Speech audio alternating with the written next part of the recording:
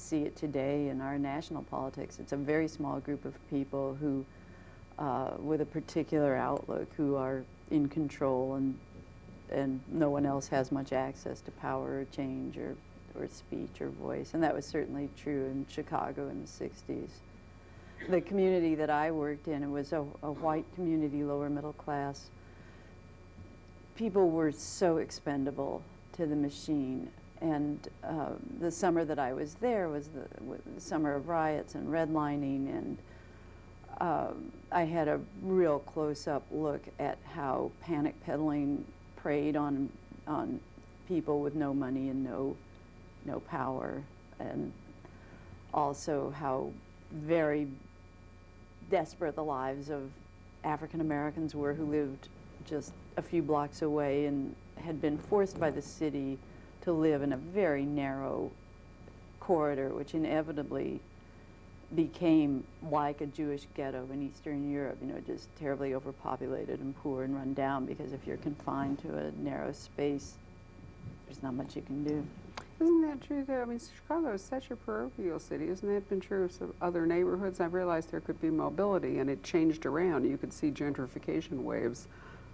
You know, one group would move out and another in, but hasn't it always been a strong ethnic, I mean, not forced, as you're describing, but people have clustered together, the Polish community, or? Yes, and probably that's always true in any big city, but in Chicago it's always seemed to me that they took it to extremes. When I came there, I came back after I graduated from college and have lived there really ever since, except a small break when I went to New York thinking I could become a writer in New York, and I just became a secretary and came back to Chicago after a while. But when I was a secretary at the University of Chicago, kids would come to me. This was when I learned about hyphenated Americans. I grew up in a small town where everybody was just, you were just there. And Polish American kids would come and expect, because my name was Paretsky, that I would waive late fees or get them into closed classes, and I'd say no, and they'd say, "You're a traitor to the Polish nation," and I was like, what? Where did that come from? So that was when I realized how tightly people, for generations away from Europe, cling to those identities in that city. And when I started to finally to create my detective, V.I. Warshawski, I thought, well, she has to reflect some of that. And I thought, okay, I can't write believably in an African American or a Latino voice, so Polish or Irish or Italian. And since my name is Polish, even though I have no Polish identity whatsoever, I just picked that, and I thought, well, Warsaw, that's in Poland. Warshawski, that's got to be Polish. So that was why I named her that. And then I find that I completely ignore that because it's just not in my consciousness. So she never really, she sometimes will comment on the parochial identities that people in the city fiercely cling to, but it doesn't really get reflected in her own thinking because it's too remote from me for me to remember to keep it in mind for her. I can certainly understand that, but one of the things at least I've always enjoyed about your books, maybe the earlier books, more than the later ones, although I may be blurring this, is that you have looked at the neighborhoods, that you have taken some of the stories into particular segments of the city. With Blacklist, you've gone into the western suburbs. Right. Yes, one of the fun things that I did in a lot of the earlier books was to take a different neighborhood for each of the books. And one that I loved was Burn Marks, which was the 6th book in the series, where I went down to the old industrial corridor along the shipping canal there.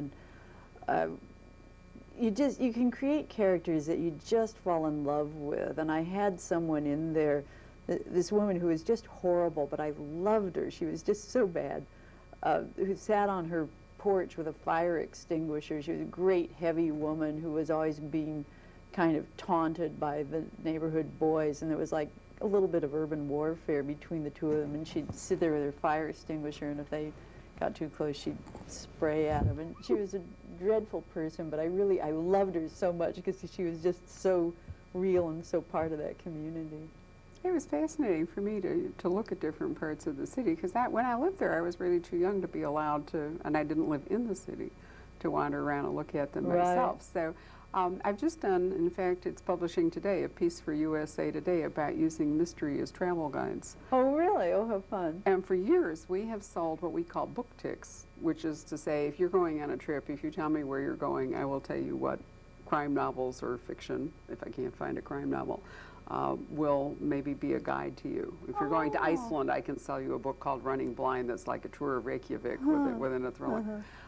This seemed to be a surprise idea to USA Today, and I think it was a great idea. It is. It's been a lot of fun over the years. It was inspired, I think, by Donna Leon and this kind of little renaissance of Venice about her. But for me, your books have always acted that way for Chicago. I've always thought, wonderful, you know, I can read a new book by Sarah and I can see some aspects of this city that I really never have known the way you do, or at least the way you write about it. I was asked once by a very upmarket British travel magazine to do a piece on Chicago, and I looked at the issues and I said, that isn't the Chicago I write about. You know, they'd write about shopping in trendy places in Milan or Paris or whatever. And I said, you know, my city is very different. And they said, oh no, we want something different. We want something quirky. And I talked to a friend of mine in the magazine business, and she said, make sure you get a kill fee. So we negotiated that. And then I wrote about the South Side and a tour of the South Side. And with the part of the city where VI grew up, which is where the steel mills used to be, still has the last remaining wetlands of Chicago. Used to be all marsh, all wetland, and it's landfill now, and there's still wetland down there, and you can go down and see herons and unbelievable migrating birds. And then right next to it is Medusa Cement on one side, and on the other is the Chicago landfill, the Cal Industrial District landfill. And I just think it's extraordinary, and it's the kind of thing that I love about being in a city. Is you turn one way and there's the steel stacks, you turn another way and there's a heron in the marsh, and you turn the third way and there's another bit of industry. And who wouldn't want to see that and have that experience? So the magazine was just furious that was the Chicago I'd shown. They really wanted shopping on the Magnificent Mile. They were probably on Michigan Boulevard, or, you know, still stuck. I still have a sentimental attachment to the Drake. Oh, absolutely. When we go there, Rob and I always stay at the Drake, and it funnels you. I love to walk Michigan Mile and end up at the Art Museum or Marshall Fields. And it's interesting to have watched it evolve. One of the most interesting things I've done in recent times was to take the river cruise and discover there was almost like a secret city that you can't see from the streets. You really need to be on the river looking at the buildings from that perspective. And one of the things I learned when I took that, the Chicago Architecture Foundation does these great tours on foot or on boat.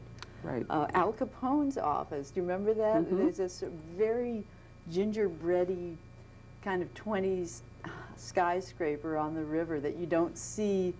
It fronts the river. You don't see it from the street. And on the 25th floor, he had a diamond business. And you know, it's fascinating. As a writer of noir fiction, the stuff that you don't know where you're going to pick it up about your city. And he had it positioned strategically. There was a car park right below him, so they had a clear view of anyone who was coming upstairs. Or maybe he was importing furniture. I don't remember. It was some front. Some early version of money laundering, no doubt. Yeah, well, as I say, I was just completely entranced with this new view, and it's hard to remember that because the lake and the confluence of rivers and all. In fact, isn't Chicago the city that made the river go the other direction? Right. We dump our sewage on St. Louis. We've always been very proud of that. So I brought all this up because I think that while VI is a terrific and strong character and obviously powers the novels, that Chicago is equally a main character in the books. A fluid Chicago. I think coming there when I did at 19, it was the place that I really came of age, and it just became so important to me for those emotional reasons. That was where I was on my own, where I grew up, and I sometimes think, oh, why couldn't I have done it in Paris? And then I'd be living in Paris.